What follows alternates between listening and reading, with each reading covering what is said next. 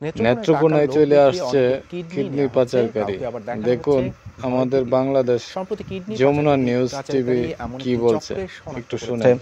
Police যে চক্রে একজনকে গ্রেপ্তার করাও হয়েছে, তার দেয়া তথ্যে শুধু পূর্বধলা উপজেলারই ১৬ জন প্রতিবেশী দেশ ভারতে গিয়ে কিডনি বিক্রি করেছেন। আমার কবিরা যে চুক্তিতে নিছিল ৩.৫ লক্ষ টাকা, ৩.৫ লক্ষ টাকা আমাকে দিছে।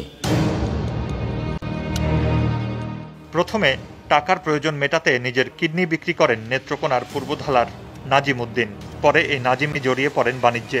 এলাকার অনেককে ভারতে নিয়ে বিক্রি করান কিডনি, বিনিময়ে কামিয়ে নেন মোটা অঙ্কের টাকা। পরে গ্রেফতার হন পুলিশের হাতে।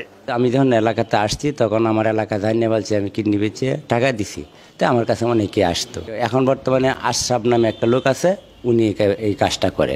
জানা গেল এই পাচারকারী দলের অন্যতম সদস্য আশরাফ। তিনি মূলত ভারতের দালালের সাথে দফা রফাকারী। ব্যবসায়িক চুক্তির আড়ালে যিনি পাচার করেন কিডনি।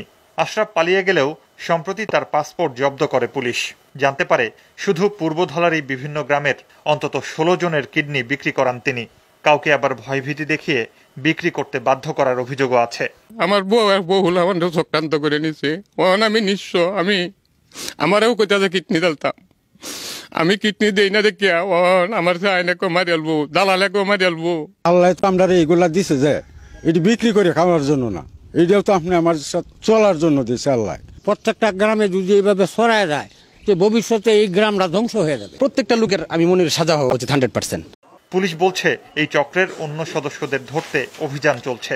আসামি একজন গ্রেপ্তার হয়েছে, অপরজন গ্রেপ্তারের অপেক্ষায় প্রক্রিয়াধীন অবস্থায় আছে এবং মামলা রুজু হয়েছে। সেই আসামিকেও চালান দেওয়া হয়েছে এবং আমরা এর উপরে কাজ করছি। অঙ্গ প্রত্যঙ্গ সংযোজন আইন অনুযায়ী রক্ত সম্পর্কিত নিকটাত্মীয় কিডনি প্রদান বা গ্রহণ করতে পারবেন। তবে এর বাইরে কেউ কিডনি দিতে উৎসাহ বা প্ররোচিত করলে আইনের চোখে তা দণ্ডনীয়, যার জন্য 2 বছরের কারাদণ্ড বা 5 লাখ টাকা বা উভয় দণ্ডের বিধান আছে। মুর্শিদুজ্জামান হিমু, যমুনা নিউজ।